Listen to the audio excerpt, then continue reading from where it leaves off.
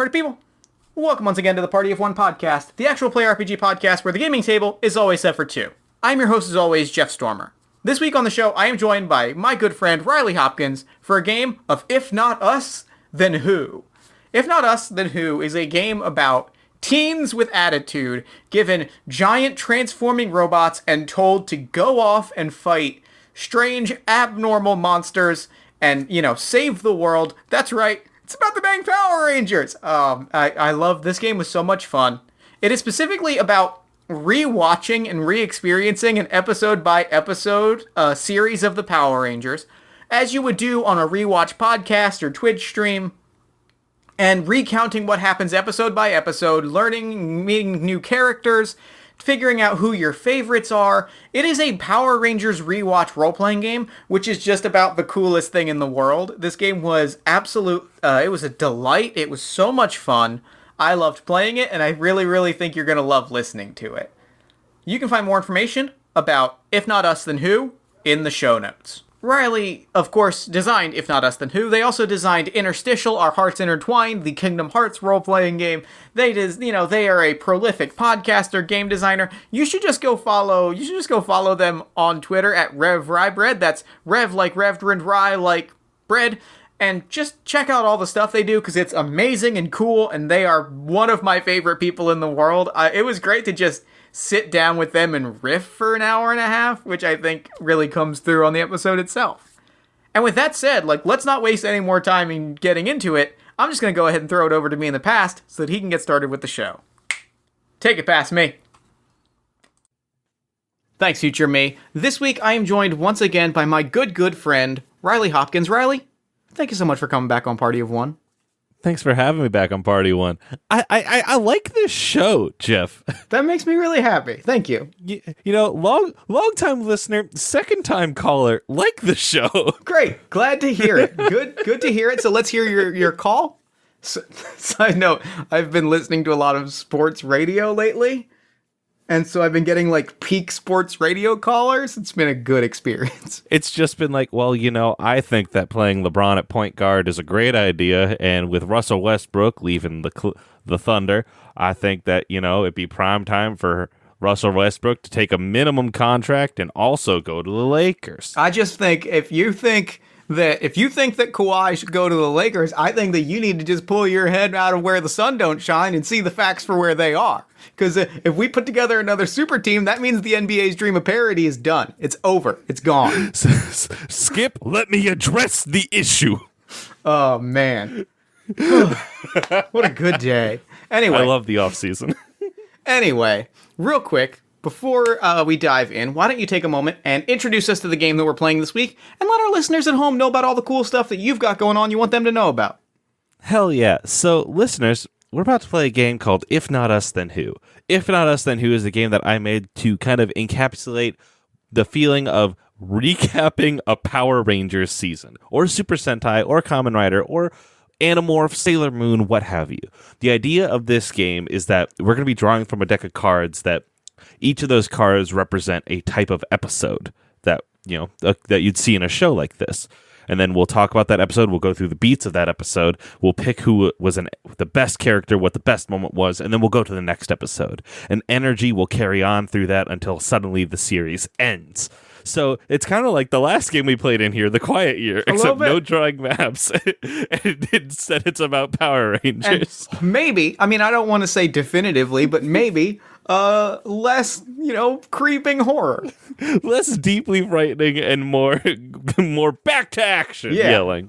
Here's hope. It could still turn into deeply horrifying. We're not sure yet. We're pretty early in the recording. Who could say?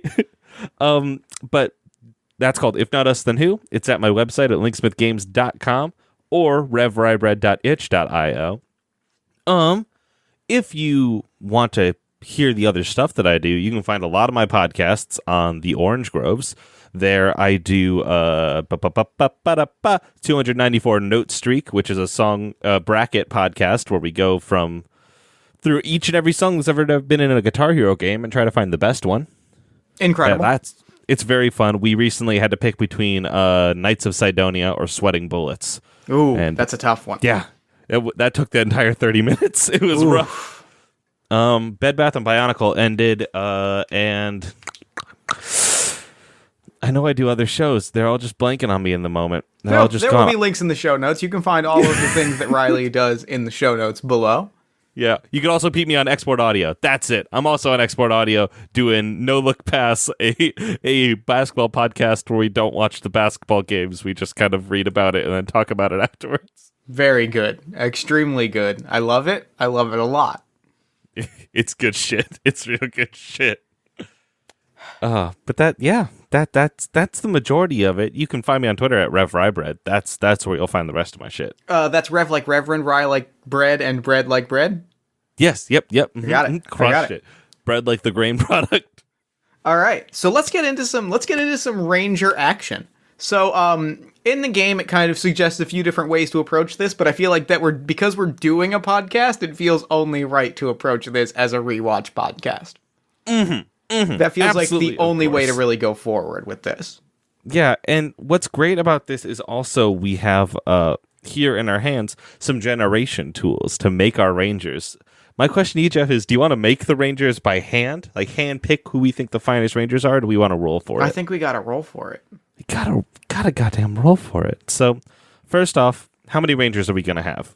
4, 5, 3? Let's go 4. Let's go 4 is a good number. I feel that. 2 for each of us. Then, in that case, Jeff, can I ask you to roll 2d6? You sure can. I got a 1 and a 2. A 1 and a 2, that goes boop, boop. So you have a Blue Ranger. A Blue Ranger. I'll open up my notepad so that way I can keep track of all the stuff we're going to be rolling. Blue Ranger, Jeff. And then roll that one more time for me. The 2d6? Yeah, the 2d6. All right, we'll do. Because I'm rolling on a chart. The first dice gives us the column, and the second dice gives us the row. I got a 3 and a 4. 3 and a 4.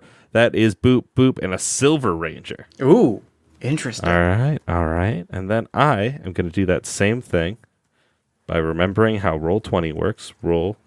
Type over here. Roll 2d6. Roll 2d6. I have a 2 and a 5 and a 3 and a 2, which gives me a Black Ranger and a White Ranger. So we have a blue, a silver, a black, and a white Ranger here. Very very sleek and chic color scheme. Kind of artsy. We're very futuristic. Before we get into like figuring out what our characters are like, let's find out what our Power Ranger theme is as a whole. Because Power Rangers, they can be animals, they can be dinosaurs, what have you. Roll me another 2d6. Will do.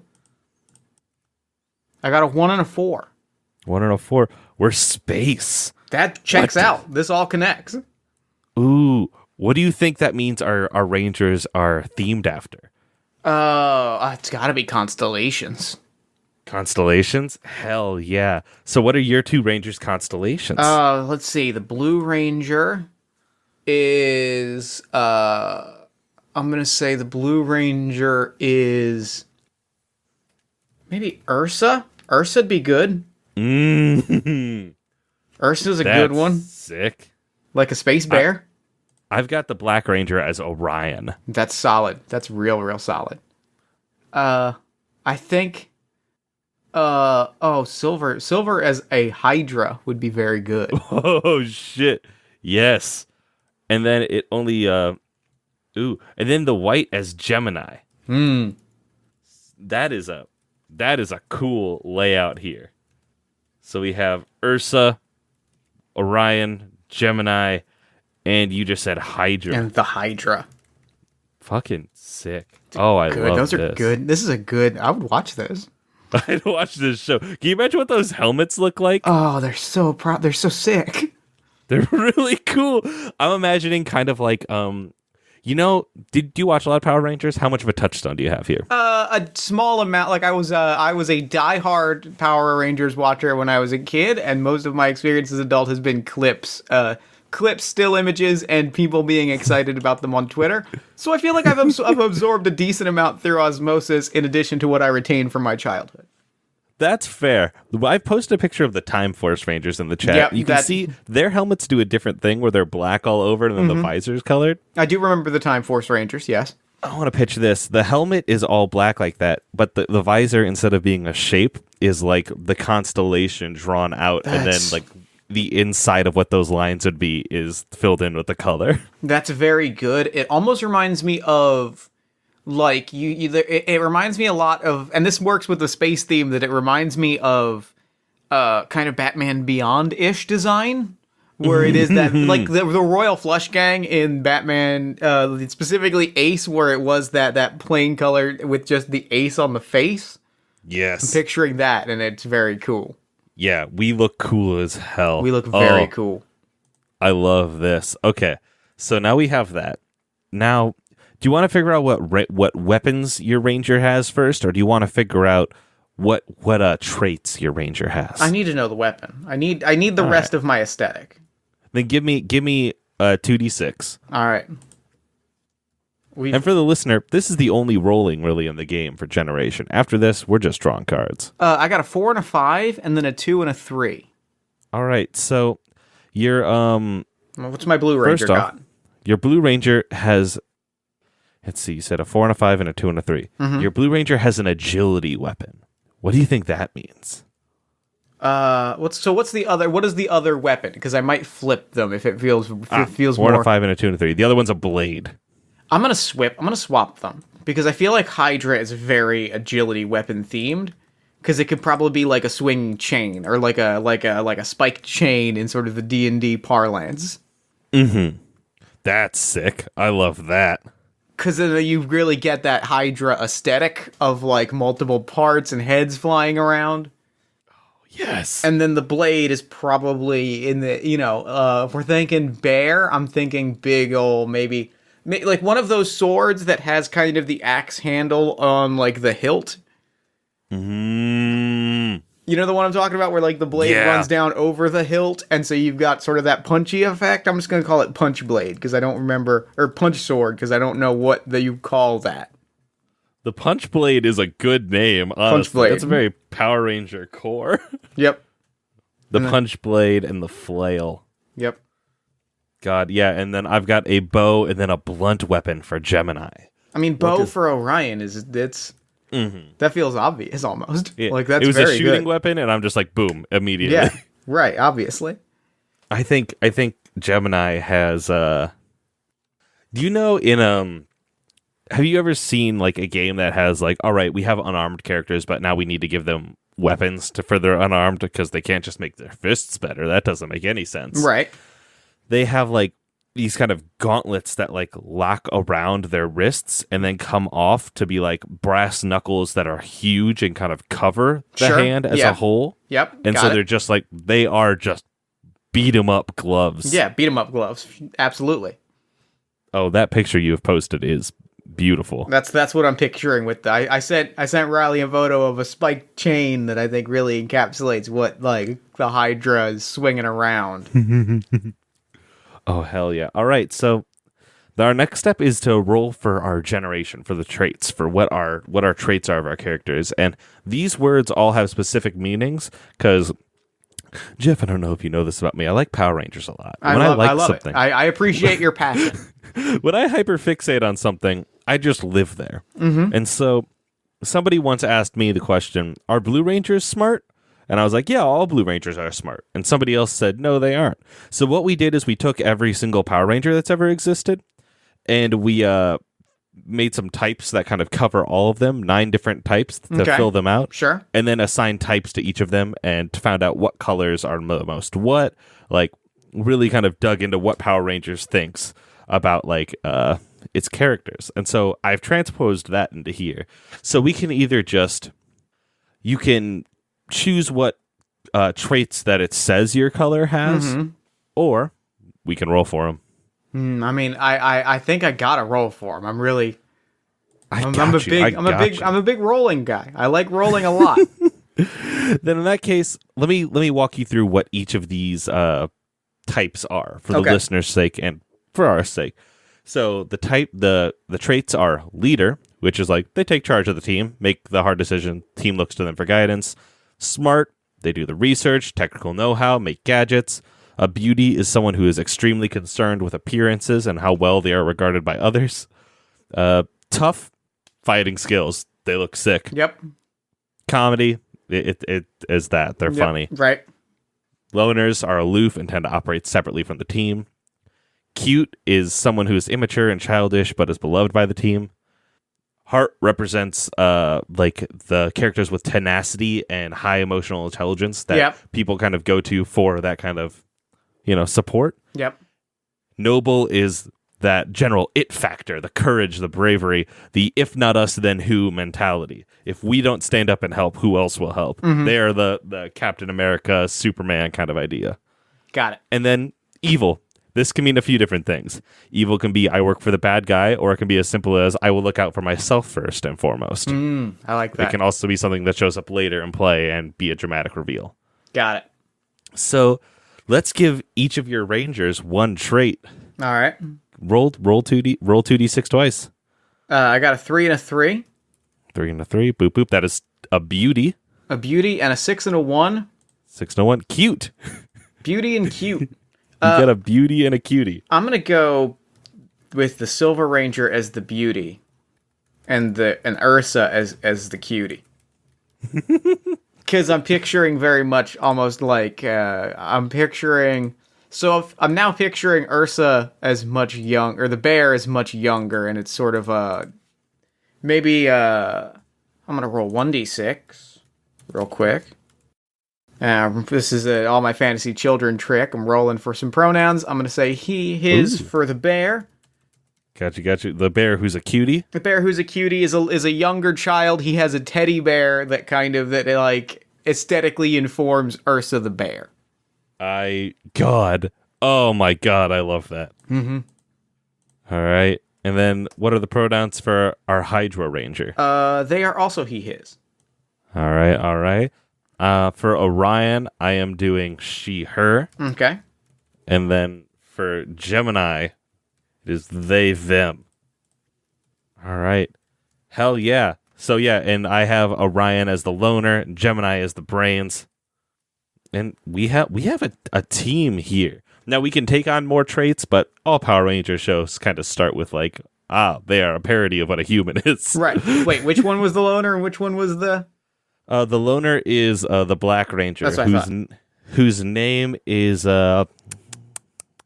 it's Power Rangers. Power Rangers always has good names. Is Fender. Fender's good. Her name's Fender. Fender's very good. Fender Chrysanthemum.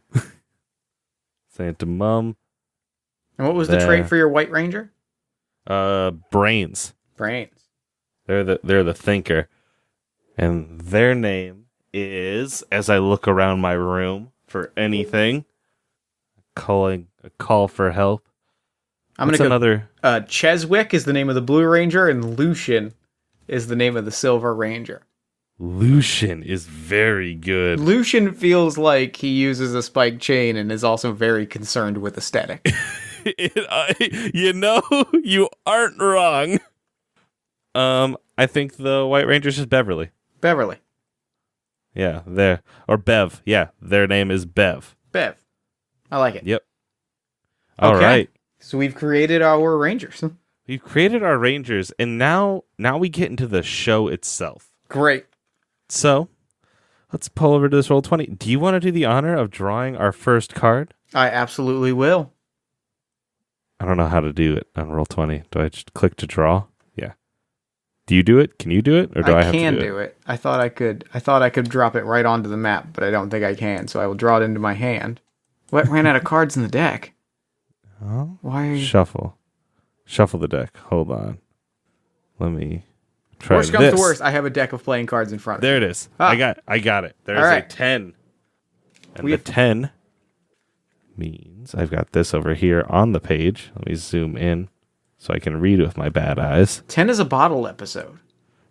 So we start with a bottle episode. Okay, so I feel very strongly about the first beat. Yeah, so the way this is going to work is you do a beat, I do a beat, you do a beat, I do a beat, and we go back and forth with it until we finish the episode. And so Tell me about this. What's this cold open? It is the distant future. Okay. This is Future Space Rangers, right? I mean, that is the name of the show. Yes, hell yeah. Future Space Rangers. Saban's really dialing it in. Really, they're really hitting on all cylinders with this.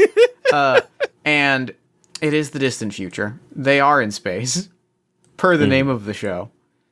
And what has happened is we open on like the space a spaceship. Home base is in orbit of Earth, but like all communication is shut down because a laser beam. We see the space station, and then a laser beam hits it immediately.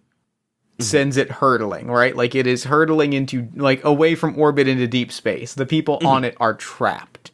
Our crew of intrepid, engineers and science experts. So maybe we're not in the distant future. Maybe we're in like the day after tomorrow future. We're in the not so distant future. Still future space though. Yeah. We have a space station, but we still have a 7-Eleven. Yeah, and it's floating. We are trapped on this space station, and there are alien ships coming to steal. Like we've got our first image of an alien spaceship. It is massive and insectoid as it approaches to steal something of great value, like on the ship. I like that a lot. Yeah, and so everyone's trapped there, and like I think because is that the first beat? Are we stepping to the second beat? Yeah, I think the first beat is that ship looming. We get our first introductions of the 4 characters. Cheswick is, playing with some zero gravity toys. Lucian is practicing his if it's all right with you, I would like to declare that I think Lucian feels like a good captain of the ship. Yep, and I think that makes sense. He's giving a very heroic speech. What are Fender and Bev doing as this is happening? Captain of the ship or captain of the station? Of the station. Oh, okay.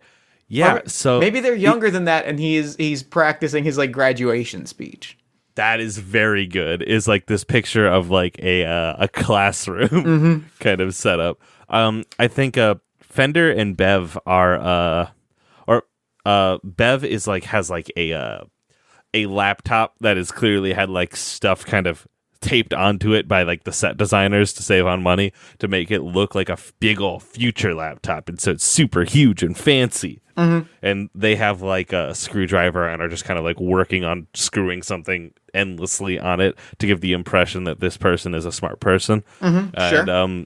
And Bev is kind of in the corner. There is a punching bag in this room for some reason, and they're practicing their karate this whole time, and just like being very fancy, doing like big flips, doing things that not using a punching bag correctly, but showing off for the camera.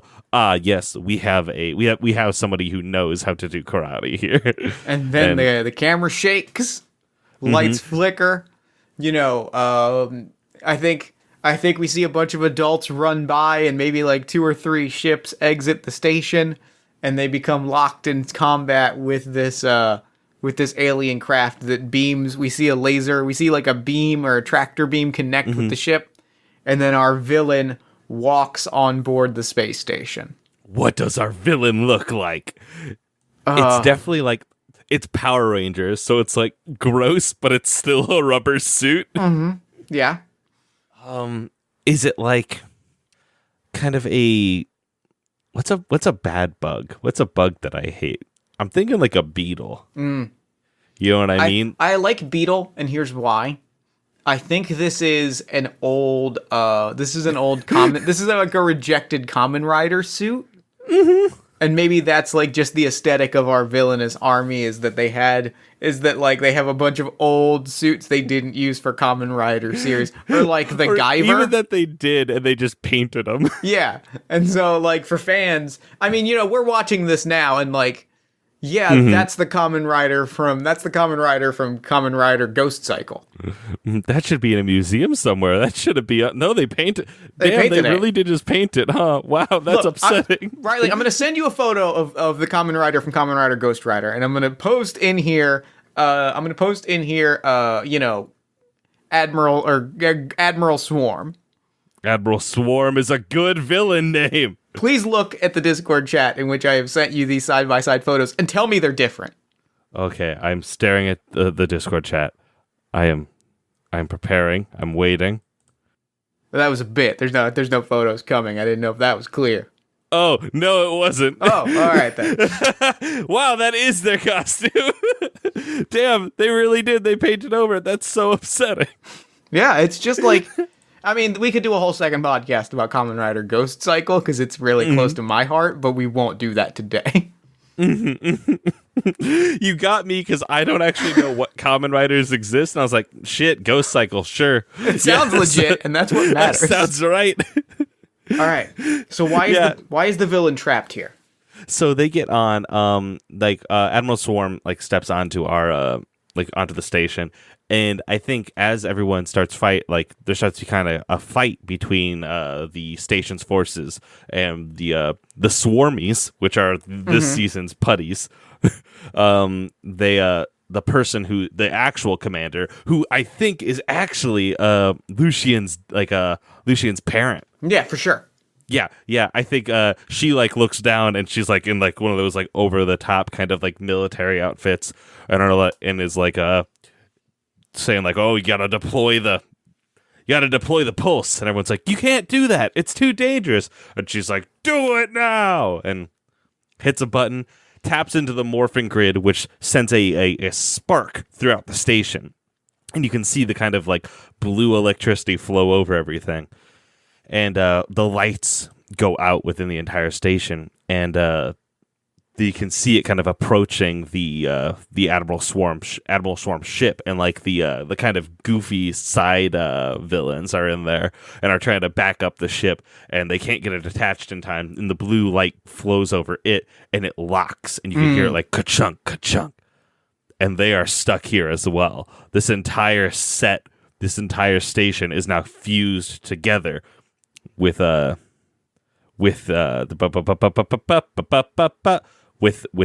other, the ship and the station. And I think you can see now as the ship begins to drift, we're going through deep space, and somehow we've gone far enough that you could see a star in our path. So now we reflect on the season up until this point.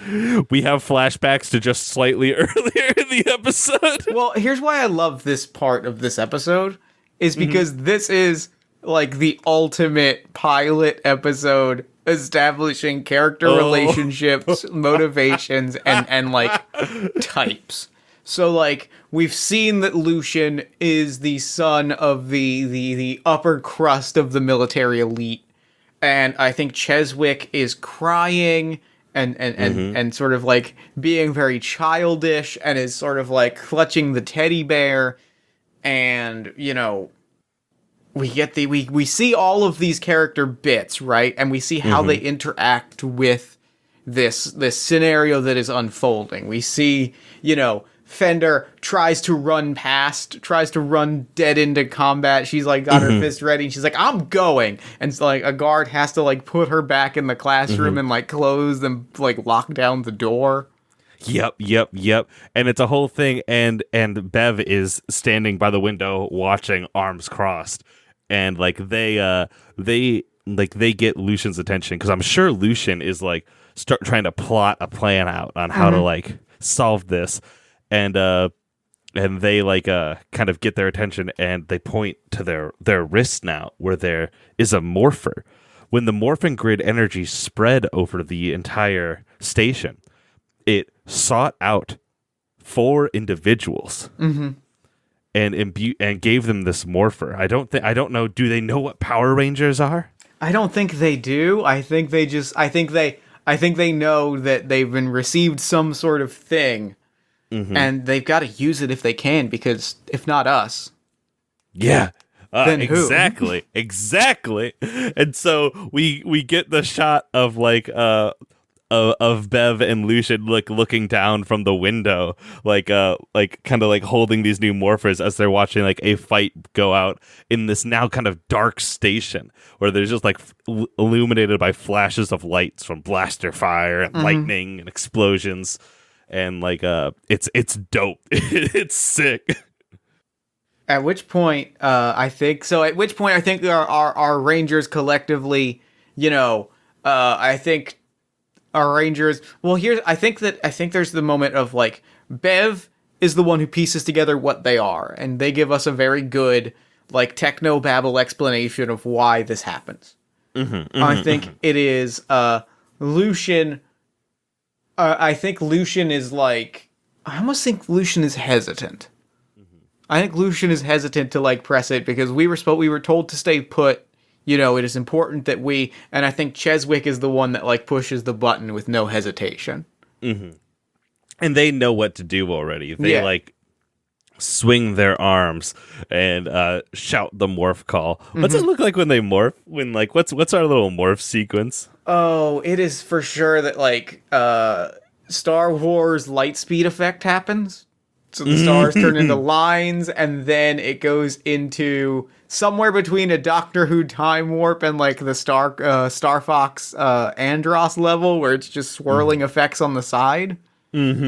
As I think the star, as like the constellations come down, collide with our Rangers, and then form over them to create their suits.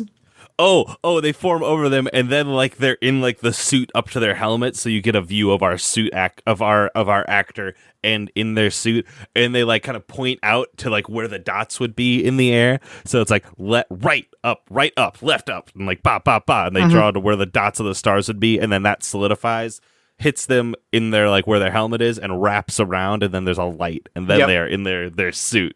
Yep. Hell yeah. So now that we've reflected on our heroes and their relationships and their decision to become Power Rangers, Riley, why don't you tell us why the bad guy is here? Have the bad guy reflect on their motivations and tell us why Admiral Swarm is here and what they are here to steal.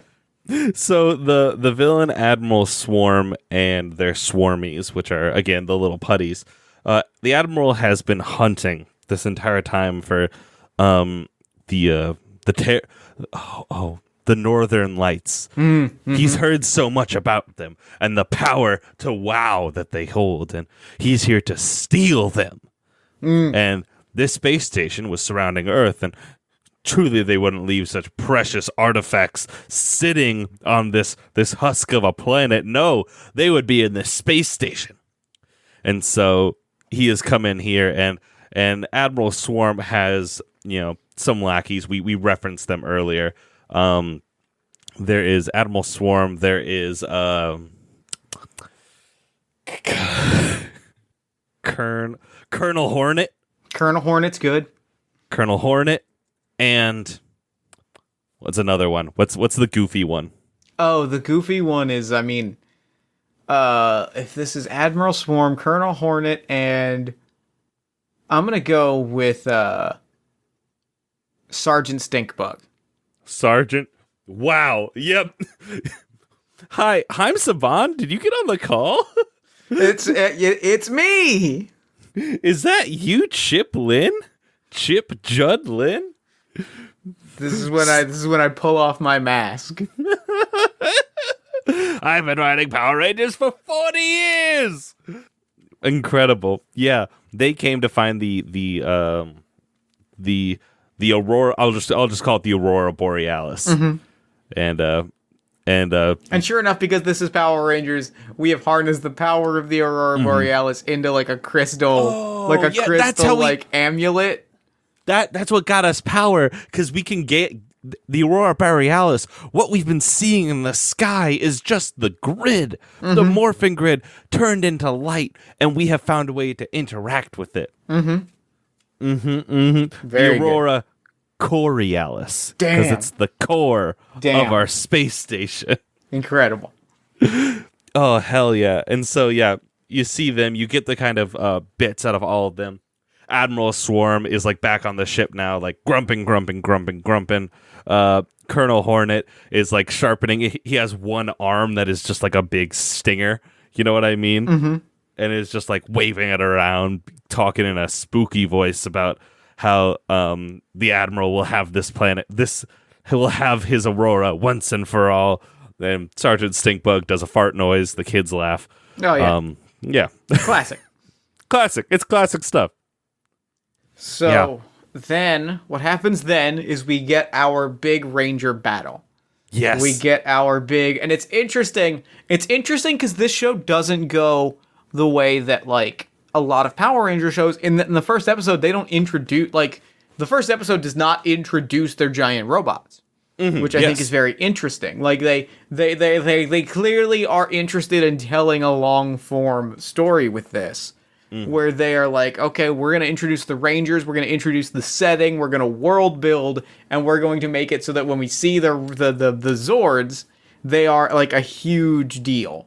So this actually fight scene is pretty much entirely, it's almost Die Hard-esque in the way that it's like a lot of tight corridors, or like, you know, for a Power Ranger series, like, they're drawing in this episode in particular on some very weird influences.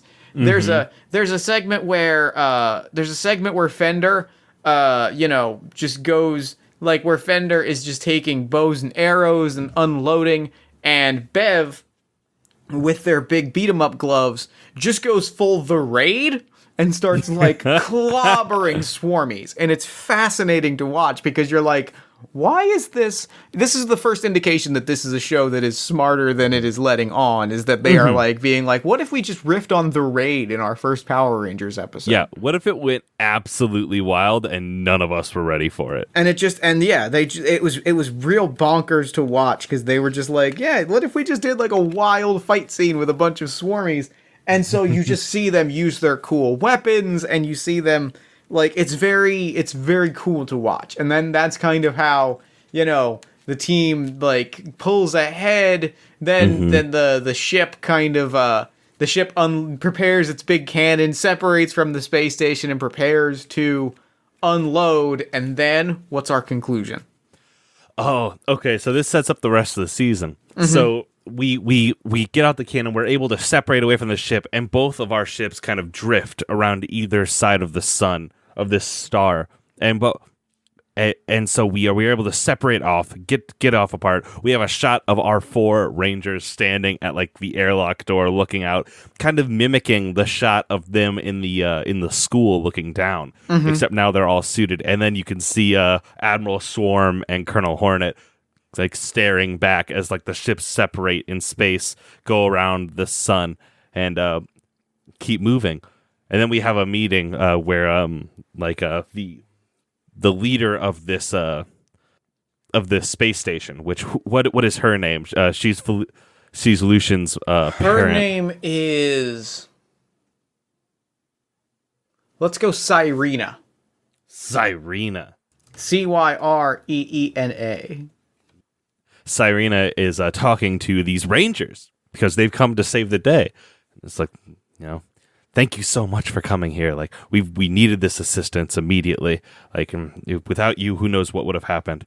But unfortunately, our thrusters are broken. Our propulsion systems are down, and we will need to work on that. Right now, we're just drifting in space. And it's, like, dramatic, and that's the big cause, is the enemy ship and our ship are moving parallel together. And we find out the same thing from the villains. They also are kind of stuck in this propulsion. And so both are moving forward through space, drifting. They both have power. They can both survive, but neither of them can move.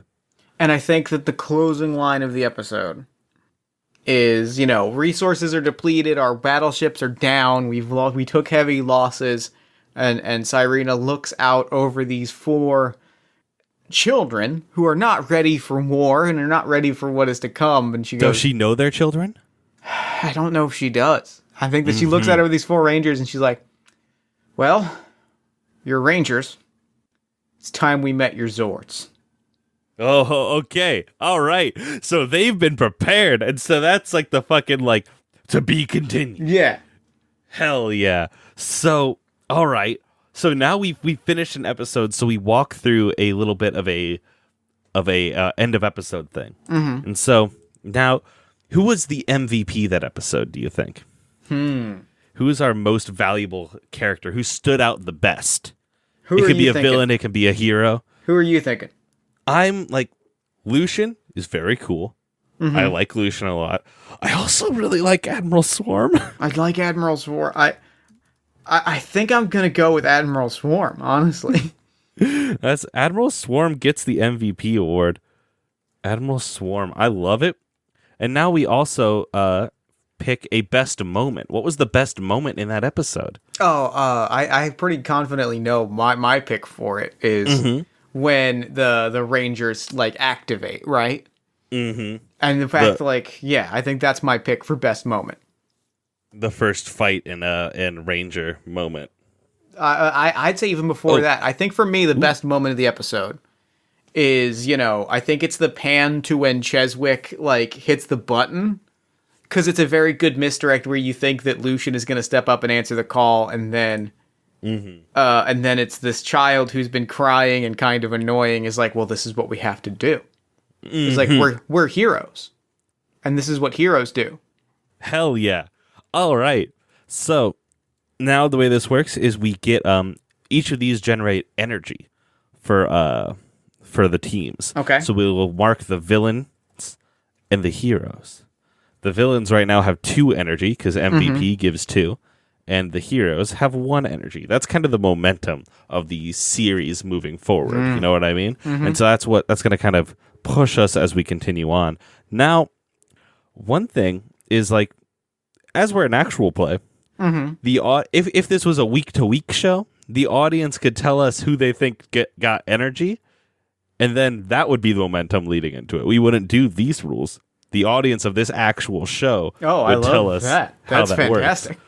It's the first RPG with Twitch integration, baby. I'm blown away by the fact that you've put, like, for real. We don't have time for me to spend 45 minutes talking about this, but I want you to know that I'm very excited right now. So that's episode 1, and we just draw the next card. We just go on, and the way this game ends is eventually we're going to draw a king. And the king means that I thought that was a king, and I was like, oh, well, and we're done. It's a jack is what I drew. New toys revealed. It's perfect. Yes. Oh, hell yeah.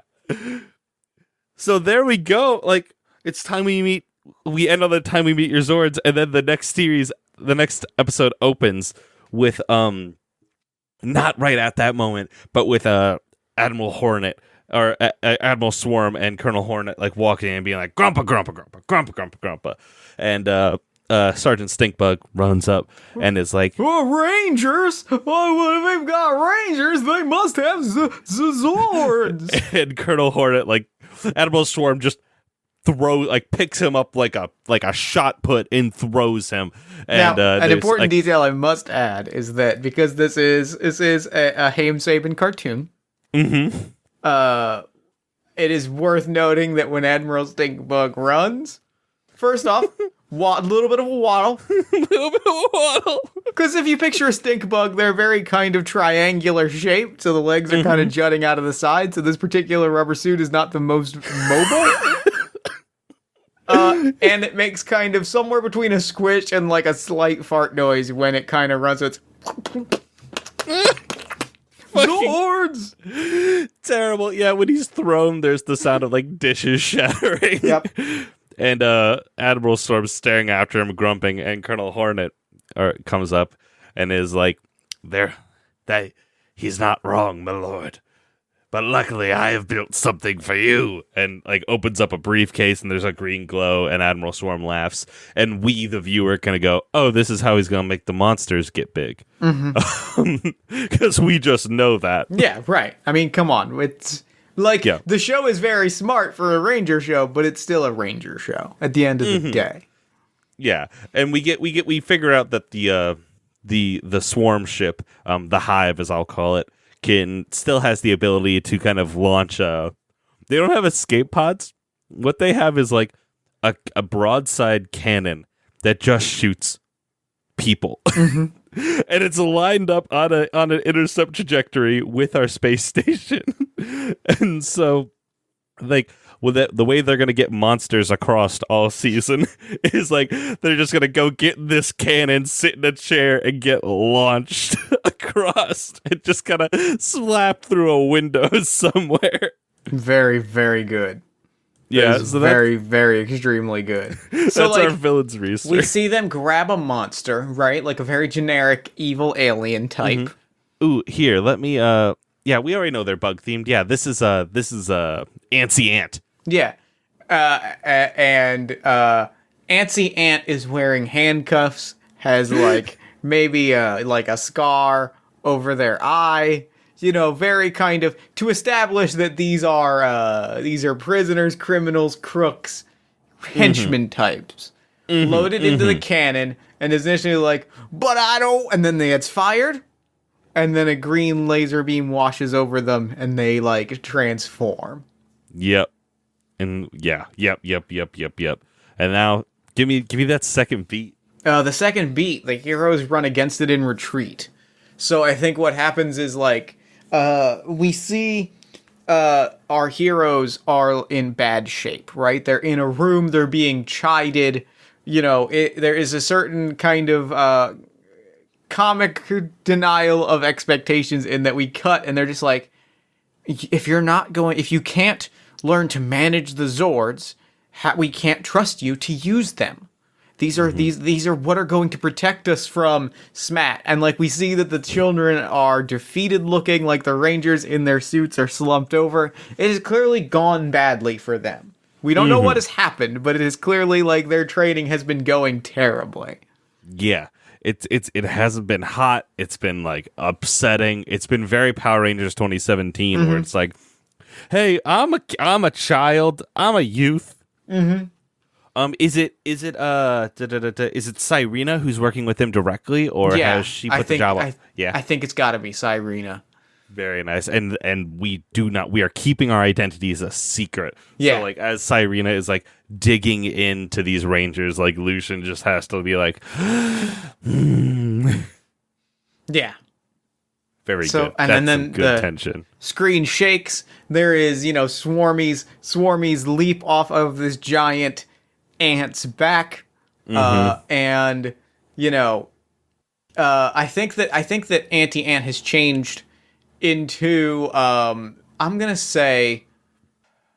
just gonna lean full on and go with the first thing that jumps into my mind, which is naturally like giant Hulk like professional wrestler aesthetic.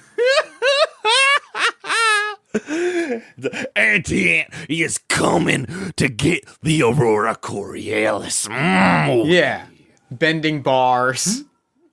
The handcuffs bars, have shattered and are now like wristbands. It has a briefcase that has a Money in the Bank logo on it and is swinging it into buildings on the space station. Yep. Oh my god. And the Swarmies and Anti-Ant rush in. And the heroes, are immediately, they try to fight. An Anti-Ant is just too strong. They grab Lucian's spike chain and they kind of swing Lucian into a wall, and it is very painful looking for a children's cartoon.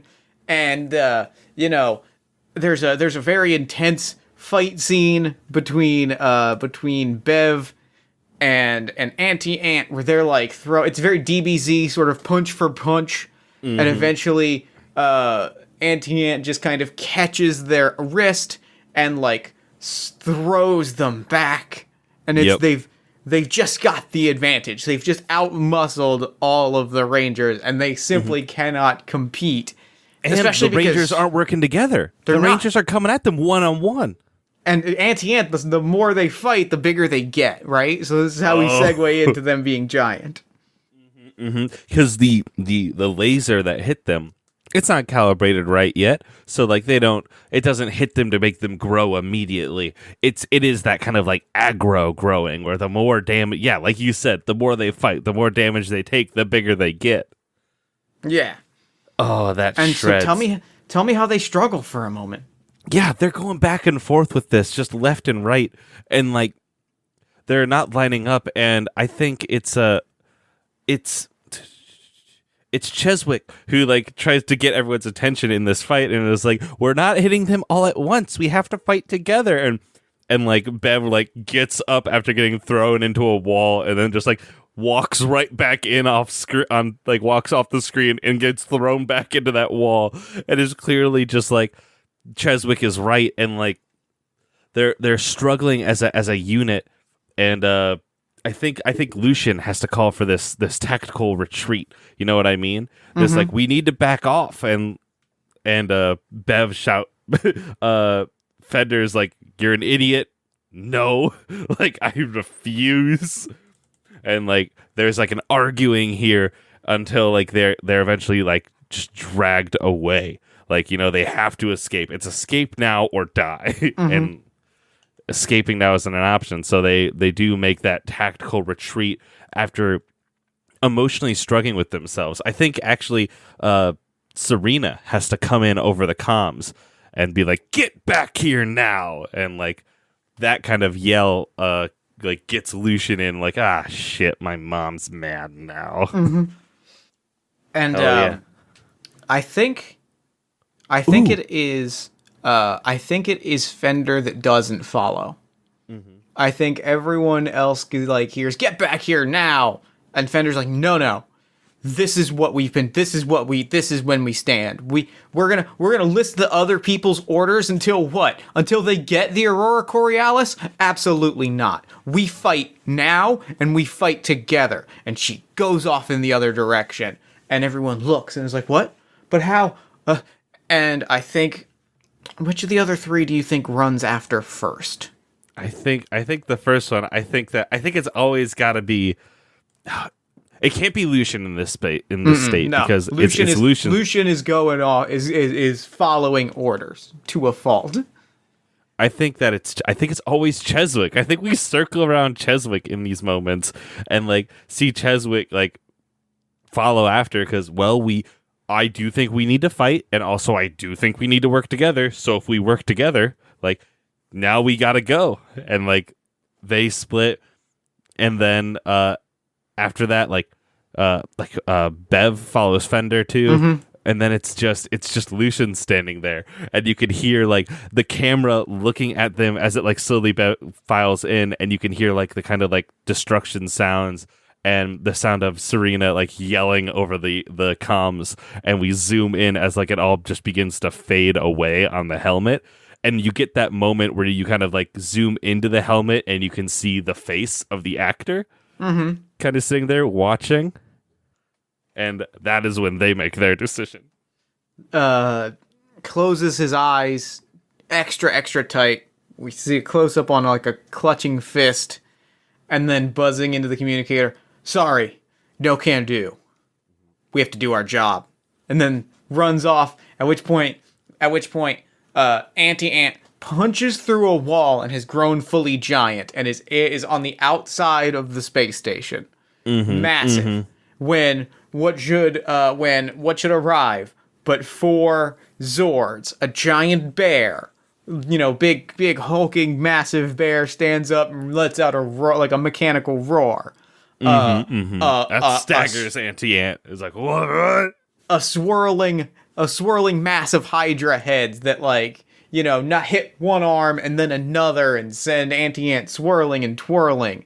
At which point Gemini, I don't remember what a Gemini is. Gemini is like, that's just many. That's like, Gemini is like usually a pair, ain't it? Oh yes. Okay. May I make a pitch? Yes, tell me.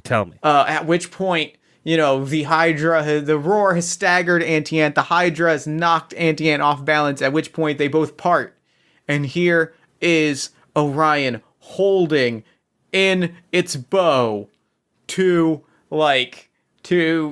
smaller ship-like, sort of two smaller, almost jet-shaped Zords. Yes, and it has them knocked as arrows and sets them up and just lets them fly, and we watch them twist in the air and then collide in the shoulders of Auntie-Ant. and it's so cool. And then, do they form together now, or are we saving the Megazord for later? Yeah. I think next episode is the Megazord episode. I think that, again, we're kind of building towards that big climax finale. And so, like, in that case, then everyone's fighting together. Everyone is doing what they should have done before and hitting as a unit. Yeah, they're hitting as a team, and that's really what staggers and ultimately causes Anti-Ant to explode in a very Aurora Borealis-esque burst of energy. It's like a nebula spreading out, and then as we watch again, the two ships continue to move away from it. We can see that Aurora Borealis form into like a star behind us. Love it. It's sick. It's absolutely sick. Oh, and now we have our conclusion. Jeff, what's our conclusion? Oh, our conclusion is actually we get this scene, and Cyrena, Lucian walks back in as Lucian, out of costume, right? Returning to our ordinary lives. And Cyrena is fuming. And it's like, those Rangers will not listen. They lucked out today, but our station took damage. We are going to have to seal off that entire section. I don't know if we can trust them. I don't know if the Rangers are on our side. And Lucian just has to stand there and just wide-eyed. Listens to this and wants to speak up so badly, but can't. And then I wanna pitch like that their wrist morphers like have like a messaging system. Sure. And they get a message from an unknown number. Okay. That says Rangers, I can help you. And I think this is when we introduce their mentor, their Zordon figure. Hell yes, it is. I have a table for this. All right. If you roll me 2d6. You know I will. Let's see what we're looking at here. I got a 6. I got a 6 and a 1. 6 and a 1. We have the theme is entertainment for our mentor. So I'm thinking kind of like it's almost, is it like an agent or is it like I'm a character? Like what is like? Can I make an out there pitch? Yes, of course. This is someone that knows the history of Rangers throughout history, because as in all Power Ranger series, everything is canon. It's Jason David Frank, isn't it? It's Jason David Frank as a noted Ranger historian who, because this is the future, all of their history records are just clip shows of other Ranger shows. It's like, hi, I'm Dr. Tommy Oliver. Oh, Tommy Oliver the 15th. Like it's like a distant descendant. But like it's entertainment because what it is just somebody who has their mentor is just someone who has watched hours upon hours upon hours of Ranger shows and knows all of the like beats of a Ranger show. It gets very meta in that sense. Then Then my brain is like, oh, it's Power Rangers, so they'll do Tommy again. There's another Ranger who I really didn't love, but was obsessed with the image of what being a Power Ranger looks like. His name was Joel. Okay. He was in Lightspeed Rescue. He was obsessed with like yes, like fucking like I'm a Ranger. Oh, I'm fancy. And so like, is he also a cowboy? 'Cause yeah, he's the Sky Cowboy. All right, I'm here for this. So I think this. Fuck! I just made that connection. Yep. So this is his great grandson. He is played by Lil Nas X. Oh, for sure. Obviously, we did get Lil Nas X for this. Obviously. Yeah. And we meet him. He turns around in the chair. The Rangers are there, and he's like, "You don't need those helmets. Like I know who you are. And I know what you're going through. Like, I can help you." And then, like, it freezes on that as, like, they're taking off their helmets with, like their helmets under their arms, actors in suits. And, like, that is that episode. Hell yeah. I love it. All right. So let's go through. Who do you think the MVP of the episode is? The MVP of the episode is, oh god, that was a good one. I think it's Cheswick. I love Cheswick. How do we add a type to a character? Or do you just kind of write it in? I'm going to my rules. Yeah, you just, as the story progresses and as we learn more about these characters, yeah, they get a heart moment. I think we attach heart to Cheswick. I think that was 100% what I was going to propose. Hell yeah. I think now that we know these characters, I think Cheswick is cute and heart. I think that Lucian is beauty and leader, right? Mm-hmm. I think so. I think that Fender is loner and tough. Yep. As is always. I don't know if Bev has another trait yet. I don't think we've gotten there, and I think that next episode might be a Bev episode. I'm down with that. So here's what I want to do from a production standpoint, and I'll leave this in the episode because I think it'll give us good guidelines. Whether just for time purposes, we'll do one more episode, and then we'll just assume that we draw the king, just so that we can get to the end of get to the wrap up. What if? And from the same, we draw 5 cards and then quick talk about how those 5 episodes went, and then say the king.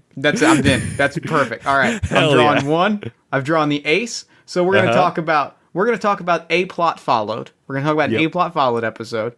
We're gonna talk about another bottle episode. Mm-hmm.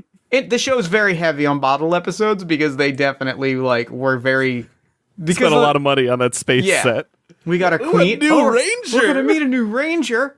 And then we have 6, which is a B plot engaged with. We're gonna discover a B plot that I'm very excited. And then we have 7, which is a filler episode, which is great because it comes right before the finale. So the A plot is obviously them looking for the Aurora Borealis, right? Yeah. And this is also this in this case, I think the A plot here is we're getting to the Megazord, right? We've established that this is where Joel the 15th is going to.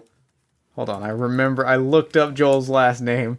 Joel Rawlings, the 18th or the 14th or the 10th or what have you, is going to teach us about Megazords.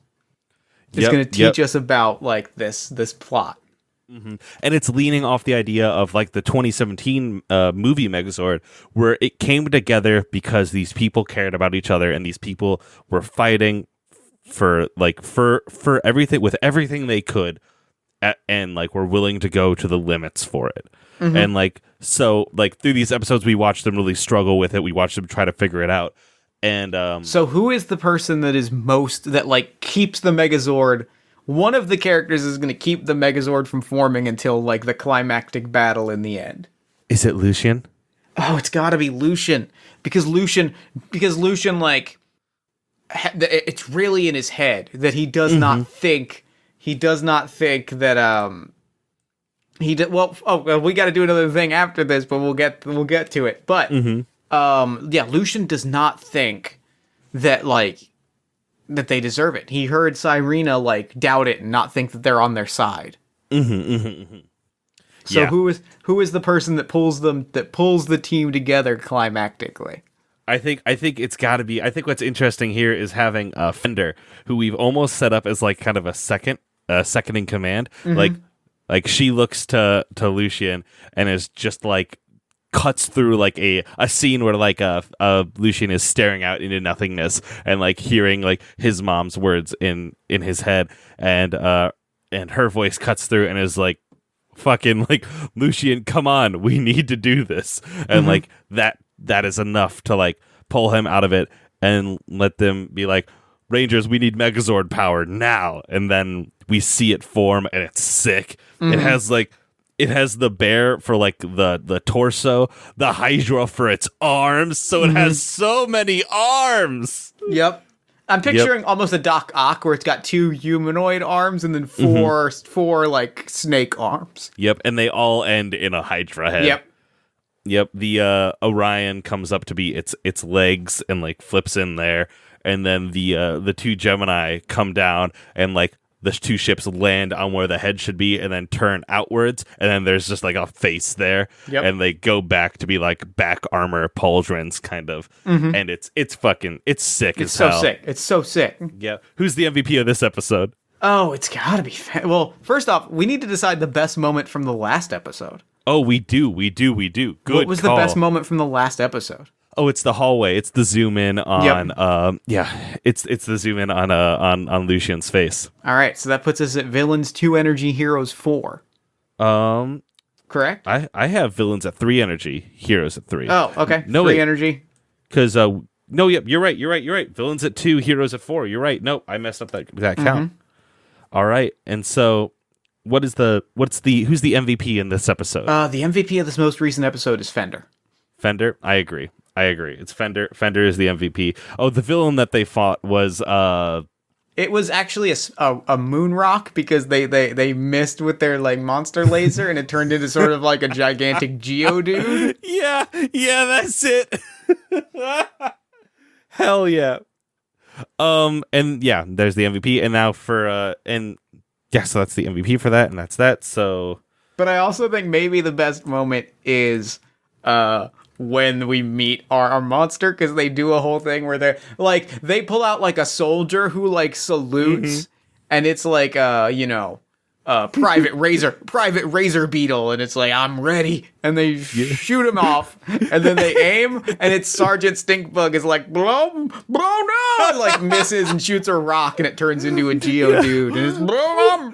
And like it's just, oh no! Private Razor Beetle just keeps going, misses the ship entirely. We end the episode with him just like floating, still saluting, and like, I will do my duty.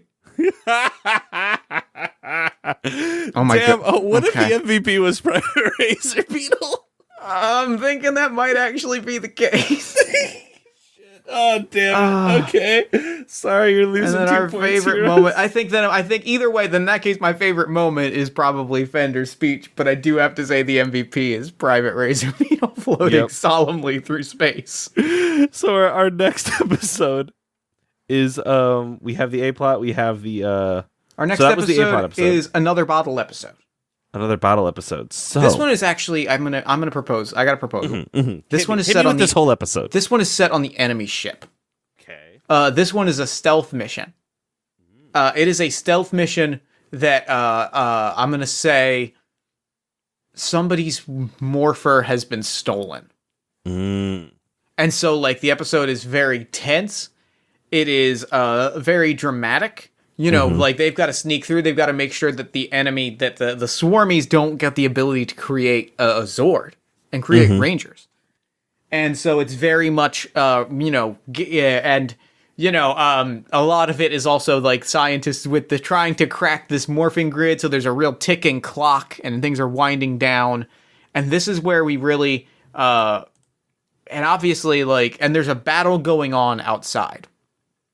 So like the episode is primarily, you ever see the Justice League episode, The Greatest Story Never Told, where there's like the superhero stuff is like happening as we involve this other plot? Yep. We get shots of this like Power Rangers battle where all of the Zords except for Bev's are out there. Bev has to sneak onto this ship and like grab this morpher before the enemy knows how to crack it. So they're like sneaking, and they doubt themselves, but they come to realize that they are really, really good at they're really, really good at sneaking and at tactics and at understanding the enemy. They're like in the computer at one point. They're like, there's a weird computer system, but they can figure out, and they're digging through it, and like a chat window opens, and like they're frightened at first, but they start talking to this person. Or to this individual. They don't know anything about them. And like this person's like, I don't like what we're doing here. Like, I know what you do. I've heard about you. Like, can I help? And like they're working with this person. We don't see them ever. We can see over like this person's silhouetted shoulder as they're typing. And like they help Bev, the two of them, get the morpher and get it out of there.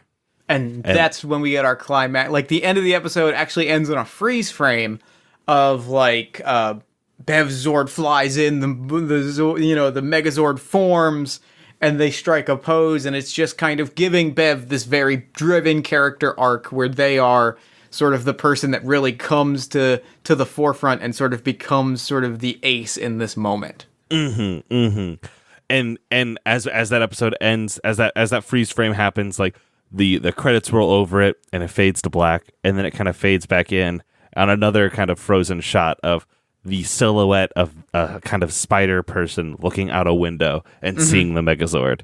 Yep. And like it is to our understanding, like, is that the person that was helping Bev? Mm-hmm. Is one of the fucking bug people helping Bev? Mm-hmm. And yeah, that's that episode. Mm-hmm. Is Bev our MVP? It sounds like Bev's got to be our MVP. What's your And best moment? I think my moment is when this alien is looking out, because I think that's real hook that like gives us a lot to chew on. Mm-hmm. I agree. Our next episode is Q, the new Ranger reveal. Mm-hmm. We are hearing like the screen starts black and like we hear like an alarm go off and like we wake up and look at a clock and we're like, now hold on a second, that clock isn't in numbers, I understand. And a big bug hand like hits it stop, and we spend a day with this spider person. Like as they're going about their day. Their name is hold on, let me spell this out really quick so that way I can. Their name is Redip. Yep. Redip, and they're like going about their day. They're like keeping their head down. They help work in like kind of the technology department of Admiral Storm's army. And when they get home after a long day of like getting yelled at, like hearing some terrible shit going down, they see that they have a new email or whatever, like bug mail, and Bev has patched a line so they can keep talking together. And like they do, like that's like kind of one constant glow of like joy in Redip's day is like getting to talk with Bev. Yeah, I love it. And I think that like as this is happening, you know, we're getting kind of two storylines, because we're seeing the lead up to this very big battle that is the entirety of our third act. We get the lead up to this where like Redip is finding out that they are going to unleash like a trash monster, right? They've loaded up a trash can full of junky old food that is going to form into a colossal like junk golem. And you know the Zords are damaged, and this might be it. This might be when it's over for our heroes. Like it's been too recently, and Admiral Swarm has a monologue about see the problem with most villainous plots, let's call it what it is. The problem with most villainous plots is that they take their time. They do one thing at a time. We are constantly hammering them, one after one after one. And we have a PowerPoint and they're like pointing to it. Oh, it's such a good scene where they're like pointing with a little rod, like the little pointer stick. And they're just like, and we find out that it's only been like 3 days. Like it has been a relentless slog. And it is, so they finally get into this battle with this trash golem, and the Zords are almost over when what should happen but a spider, hold on. When what should arrive but Scorpius. Oh, yes. And like Scorpius is I'm rolling for the color right now. Actually, I'm just going to roll. Give me 1d6. I'm going to pick off the last list. All right. 6. They're the Solar Ranger. Oh, for the sure. Solar That's Scorpius. So good. And so like there's like a kind of like blinding flash as this suit doesn't hold color as much as it is just kind of like a vibrant light, and they shoot out of like the enemy station like a damn comet. And like almost like I want them to just like pierce through. Oh, you know sure. what I mean? And it just lights it up. I mean, it's trash, so it just lights on fire and explodes. Exactly. And they float there in the air, like with a stream of light behind them. The stream of light stays static in the air. And like they look to the Megazord, which is like beaten up, and they make eye contact. And I think that everyone is like, who's that? And Bev gets a message, which is just like a picture message of the Zord from that angle. And they're like, oh my God, it's Redip. And like the group of them fly back. and like as they unsuit in like a private area, like it's revealed who Red Up is, that they're a air quotes monster, and everyone is like, oh. But like Bev is like, no. This person helped me. Like they shred. They're my friend, and everyone's quick. We have a scene of like Lucian like stepping forward first, like quiet and sticking out a hand for like a handshake. It's like, I'm glad to have you on the team, and like you get the clasp of that, and then like the like that's it. That's the freeze frame of it. So I think the MVP. I'm pretty confident the MVP for that episode is Red. Yep. This is their first score as a hero. So does that put us at 10 energy for the heroes? I have 8 energy for the heroes, 6 energy for the villains. All right, yeah, so 8 energy for the heroes. MVP is Reddit. Honestly, the highlight of the episode, though, I am going to say is the PowerPoint. Yeah, the PowerPoint was really good. It's a really good comedic gag. Also, for like a kind of a high concept episode of like a Power Rangers show starting with like living a life in a day in the life of the villains. So it's very good. We now open with a B plot episode, and I would love to just kind of I'm just gonna give you this in one long monologue. Oh, hit me. Our Power Rangers do not show up in this episode. We just leave them behind. Okay. Oh. So, like, the Power Rangers go do something and we stay on the ship? No. We leave the space station behind. We are on, like, a distant alien planet. I see what you're doing! When a meteor crashes down. Except it's not a meteor. It's Sergeant Razor Beetle.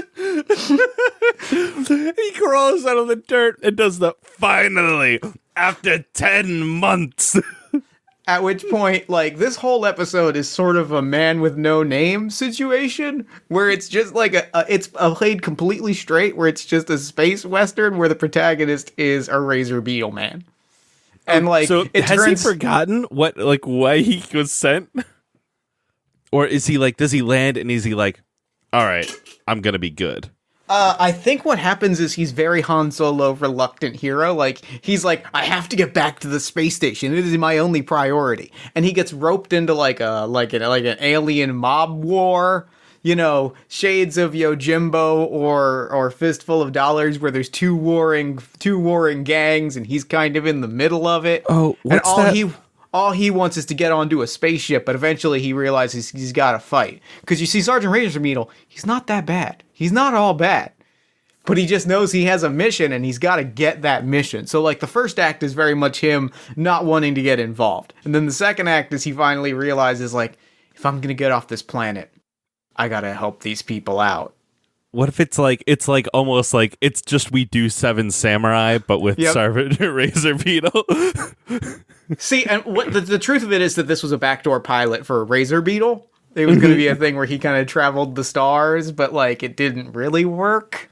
Here's the thing, it didn't really air quotes work. It did really work. It works, but it was not like they didn't go forward with it. But like, I'd watch Razor Beetle. I'd watch Razor Beetle too. That's I think my favorite scene is Razor Beetle like packing up early to leave. Like I can steal a ship and get out of here one night. And one of his students meets him there and is just like and like gets in his face and like is like talks and like yells at him and like he has to really like separate with like, you know what? Admiral Swarm was my world. It isn't anymore. Yeah. Mm-hmm. And I think he departs, and then like it becomes like he's got a whole other journey that we're just never gonna touch on again. I love that. Now, I think Sergeant Razor Beetle still counts as a villain for our chart. Still counts as a villain, so definitely still gives us 9 points, 2 more points for villains, which puts us 9. But I'm also gonna say the best moment is actually that student giving that monologue. Mm-hmm. You know, that really feels like it sets up a really strong show that we never get to see. Yeah. God, I love that. That's you did a good pitch. Thank you. I almost don't want to futz with this filler episode and go straight to the end game. Let's do it. End game. So we draw the king. A player has enacted the end game. The villains are making their final attack. The plan is complete or something else terrible. Compare total hero energy to total villain energy. We have 9 for the villains, 9 for the heroes. Damn, I guess we should have done that filler episode. Well, so here's my. So we're gonna play out the episode either way, or use any episode template to play it. So what's the final like battle here? The final battle. I'm looking through this list here. Oh God, I think I have an idea. Okay.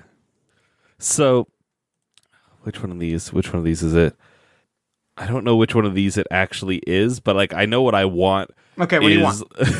is Sergeant Razor Beetle, like Private Razor Beetle, coming back through space with his samurai. So, okay, well, here's my pitch then, because I've got the final episode pretty clearly in my head then. All right, hit me. You know, both sides are depleted. It's one final battle. Admiral Swarm, Colonel Hornet volunteers to take the laser beam and becomes like a massive hornet monster. Yep, 2 stingers. Yeah, so like it is, you know, the battle, like the whole episode is structured around like the heroes aren't strong enough. But the hornet is so powerful. Nobody there's a whole subplot where nobody quite trusts Reddit, but Reddit proves themselves in this big final, like proves themselves with the the solar scorpion. And there's this mad, like it is an intense. It's impressive because it is this intense Dragon Ball Z style, like episode long battle. Yeah. Right? Like it is, this is what happens when you send a trained military professional through this thing. But like just when it's at its worst, Razor Beetle and his disciples turn on the swarm. The Beetleborgs come in, turn on the swarm, and like defeat the hornet, and like both sides just stare at each other.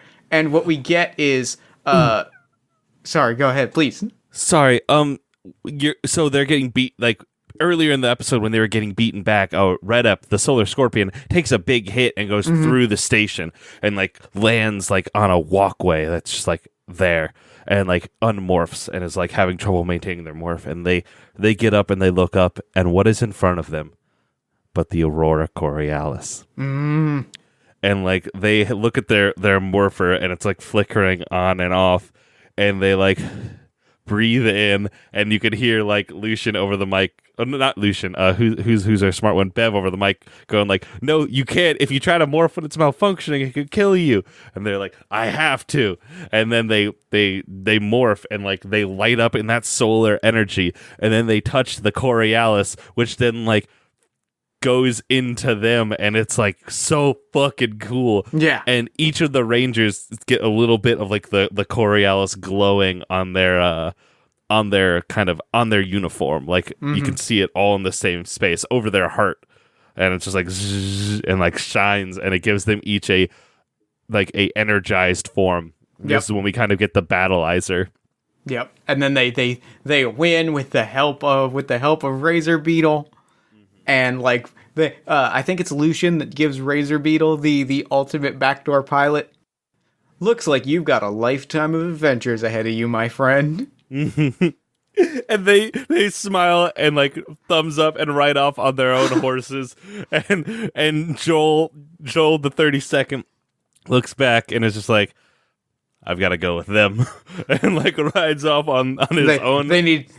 I've taught you everything. I've taught you everything I can. They need my help now. And then they all fly off together. And then it sets up season 2 where because they're tied, neither side quite triumphs because, you know, they still don't have the core. Like the villains still don't have the Coriolis, but now the Rangers are the Coriolis, which is going to mean that the fight is now brought more directly to the Rangers.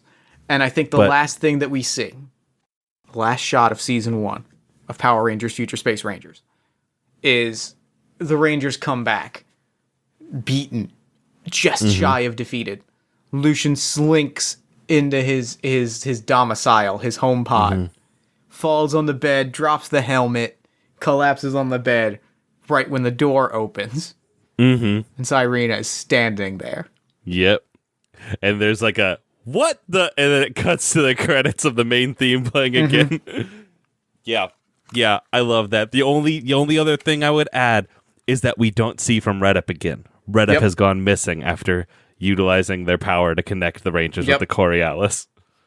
And I think that it's a real big season 2 plot that Bev is like, Bev has to go through an entire 5 stages of grief around losing their best friend. They have an unread message on their computer, like when they get back to their room, and like they can't bring themselves to open it because it could be the last message. And that's game. That's game. That was very good. Sad. That was good. That was really good. I like our Rangers a lot. Oh, what a good show. That was awesome. I loved that. I'd watch this Power Rangers season. Hi, I'm Saban. Hire me. Use my guidelines. Hire us. Riley, thank you so much for coming on Party of One. This was a blast. Thank you for having me, my friend. I appreciate it as always. So, real quick before we wrap up, where can people find you and your work online? You can find me on Twitter at RevRyeBread. That's Rev like Reverend, Rye Bread like morph sound rye bread. My games are at linksmithgames.com or revrybread.itch.io. You can find me on Export Audio. You can find me at the Orange Groves Podcast Network. You can find me on Twitter talking about all this stuff. You can also find me. I applied to be on an actual play called Cape Lorelei. It's done with the people from Off the Table. And I'm very excited for that. That's going to be great. We're going to record session 0, and I'm super excited. It's Urban Shadows. Oh, that's going to be good. That's going to be real good. Yeah, I'm hype. I'm very hype. But that's me. That's it. Well, thank you for doing the show. This was a hoot. Mm-hmm. And now I'm going to throw it over to me in the future so that he can wrap up with the show. Take it, future me. Thanks, past me. And goddamn, thank you to Riley for coming on to the show. That game was a treat. What a blast. Be sure to follow Riley on Twitter at RevRyeBread. Be sure to check the show notes for more information about If Not Us Then Who. And of course, as always, follow us on Twitter at Party of One Pod. Like the show on Facebook at facebook.com/PartyOfOnePodcast. Join our Discord community at bit.ly/PartyOfOneDiscord. If you enjoy the show, I recommend that you tell a friend. Send us an iTunes review, a Podchaser review, a Podbean review. Wherever you listen, there's an option to give us a rating and review. Do that, and also tweet it at us. Tweet it at us, but don't tweet it like at us. Like, tweet it so the world can see it. Show the world that you like this podcast, that you like what we're doing here, so that other people can see that, and we can grow and do bigger, better, and cooler things. Also, because tomorrow, August 21st, I am recording this on August 20th, tomorrow is my birthday, and I would personally like it. Here's a personal request for you, the day before my birthday, which you will hear on the day of my birth. My yearly tradition is, and I ask you to do this, if you are listening to this episode, whether we are Twitter mutuals, whether you have never interacted with me on Twitter, is to tweet at me a memory that we shared, if we have met in person, if we are friends, mutuals, whatever, or more likely, if you are someone listening to this show, I would love for you to tweet at me one episode of this podcast that I have created that really means something to you, that resonated with you, that connected with you. I would like you to tweet that with the hashtag Happy Birthday Jeff Stormer, because frankly, it is my personal birthday tradition to be greeted with a bunch of Twitter messages about stuff that I have made that has connected with people, whether that be a podcast episode, a game, something, a game that I've run at a convention, a game that I published, a funny joke that I made on Twitter, something that I did, or a memory that we shared together, whether it was hanging out at a convention, something. I would love for you to tweet something at me to share that memory so that I can relive that on my birthday. It is the best birthday gift you can ever give me. The second best birthday gift you can ever give me is cash money, which I will accept via Ko-fi, which is ko-fi.com/JeffStormer, or Patreon at patreon.com/JeffStormer, where you can get, early access to episodes and how-tos and stuff that I'm working on, all that good stuff. Money, also a great birthday gift. That said, your vocal support is deeply appreciated, as is, your support of other projects that I work on, such as On My Fantasy Children. On My Fantasy Children is a character creation, storytelling, and world-building podcast powered by you. Every week, my best friend Eric Catano Saez and I sit down, we take a listener-submitted prompt, and we spin it into an original fantasy character, populating a shared universe called Fantasy one story at a time. New episodes drop every Friday at allmyfantasychildren.com. Party of One is, as always, produced and edited by Jeff Stormer and Jen Frank. All music for the show comes from the song Infinite Lives by Megaran, featuring the D&D Sluggers. if you'd like to inquire about advertising rates, coming onto the show, or you just want to send me you can also email me a nice memory that you have, a favorite episode, whatever you want. You can do that at partyofonepodcast@gmail.com. I always appreciate hearing from you. It makes my whole day. With all that said, that's pretty much it. So, until next time, thank you so much for listening. Remember to fight the forces of fascism every single day. Remember that self-love and self-care are radical and defiant acts of resistance. And as always, party on, everybody.